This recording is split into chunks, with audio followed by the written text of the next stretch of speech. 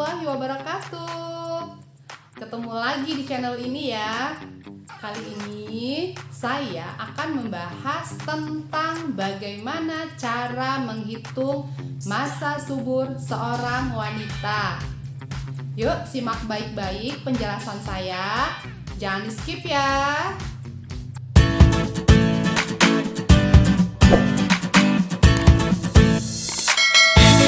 Sebelum kita mengetahui bagaimana cara menghitung usia subur, ada dua hal yang perlu diingat.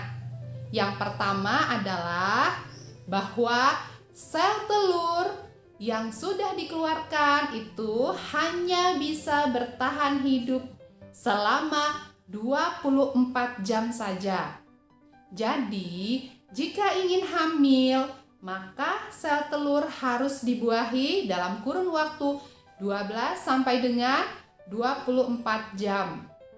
Lalu yang kedua, masa subur itu bisa dihitung setelah kita memperhatikan siklus haid kita selama kurang 6 sampai dengan 8 bulan.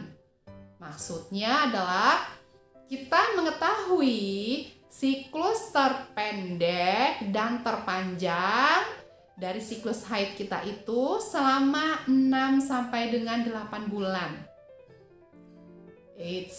Jangan bilang susah ya, tidak sesusah itu kok. Oke, kita mulai menghitung ya. Jadi, untuk menghitung masa subur itu ada rumusnya, yaitu siklus terpendek dikurang 18, lalu siklus terpanjang itu dikurangi 11. Oke, sampai di sini paham ya? Kita ambil contoh. Misal, siklus terpendek saya itu adalah 26 hari. Jadi, 26 dikurang 18 sama dengan 8 hari. Ini adalah hari pertama masa subur saya. Lalu, siklus terpanjang saya adalah 30 hari. Jadi, 30 dikurang 11 adalah 19 hari. Itu adalah masa terakhir dari masa subur saya. Kesimpulannya adalah masa subur saya itu dimulai dari hari ke-8 setelah menstruasi pertama dan berakhir setelah 19 hari sejak menstruasi pertama, ya. Jadi hari ke-8 sampai dengan hari ke-19 dihitung dari menstruasi pertama.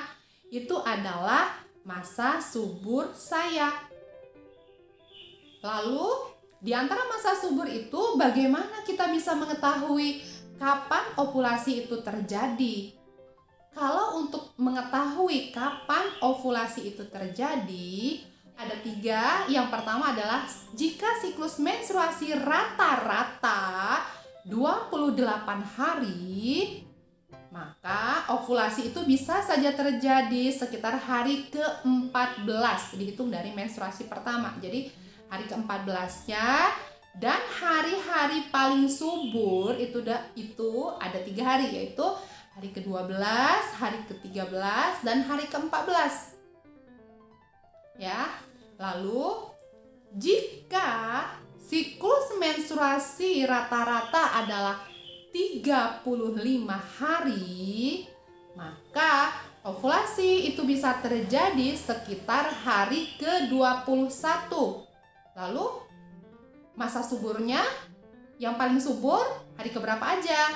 Jadi hari-hari yang paling subur dari siklus menstruasi 35 hari ini adalah hari ke-19, hari ke-20, dan hari ke-21. Nah, lalu bagaimana jika siklus menstruasinya itu lebih pendek? Siklus menstruasinya 21 hari. Kan ada ya orang yang siklus menstruasinya terjadi 21 hari. Nah, kalau yang 21 hari siklus menstruasinya itu, maka ovulasi itu bisa terjadi di hari-hari ke-7 dari menstruasi pertama. Lalu yang paling subur itu adalah hari kelima, 6, dan 7. Gitu ya. Jadi tadi kita sudah mengetahui tentang bagaimana cara menghitung masa subur. Lalu bagaimana sih di masa subur itu kemungkinan terjadinya ovulasi. Ada 2 cara untuk menghitung masa subur. Yang pertama tadi perhitungan dengan rumus. Ya, yang kedua adalah mengenali tanda-tanda masa subur wanita. Itu ada caranya.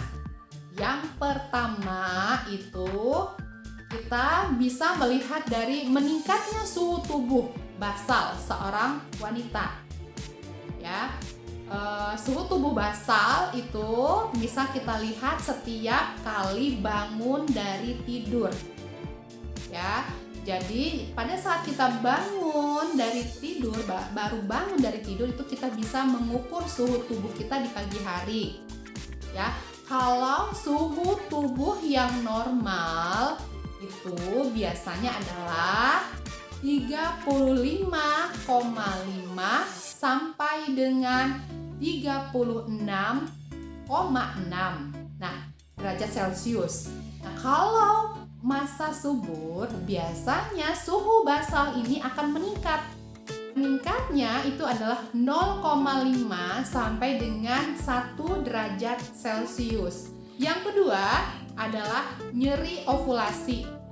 Ya, jadi ini biasanya gejala yang timbul pada nyeri ovulasi itu adalah nyeri atau kram pada perut bagian bawah. Ya, tapi ini gejalanya ringan ya. Nah, yang ketiga adalah perubahan pada air liur. Nah, kalau perubahan pada air liur ini memang tidak bisa kita lihat secara langsung. Ya, dengan kasat mata secara langsung tanpa menggunakan alat tidak bisa. Jadi untuk melihat perubahan pada air liur ini bisa dilihat dengan menggunakan pendeteksi hormon estrogen di air liur. Jadi memang ada alatnya ya. Nanti akan terlihat pola air liur ya pada saat kita periksa dengan alat itu, nanti ada perubahan pada pola air liur kita. Yang keempat itu adalah munculnya lendir serviks. Nah, pada masa subur ya lendir serviks atau lendir yang ada di mulut rahim ini berwarna jernih atau bening ya, berwarna bening, licin, elastis seperti putih telur mentah. Ya, jadi kalau misalkan kita pegang lendirnya ini atau kita sentuh ini, teksturnya itu dari lendir ini bisa melebar ya. Jadi melebar sekitar 2 sampai dengan 5 cm. Ya, bayangkan seperti putih telur mentah ya. Jadi bisa melebar sampai dengan 2-5 cm gitu. Nah, lalu yang terakhir ya adalah atau yang kelima itu adalah merasa bergairah untuk melakukan koitus atau hubungan seksual. Oke, itu tadi pembahasan tentang masa-masa subur seorang wanita ya. Mudah-mudahan penjelasan yang saya berikan ini bisa dipahami dan bisa bermanfaat buat wanita-wanita di Indonesia. Jangan lupa untuk subscribe, like, and comment ya, supaya saya lebih bersemangat lagi untuk membuat video-video lain yang lebih bermanfaat buat wanita-wanita di Indonesia. Saya akhiri. Wassalamualaikum warahmatullahi wabarakatuh. Dadah.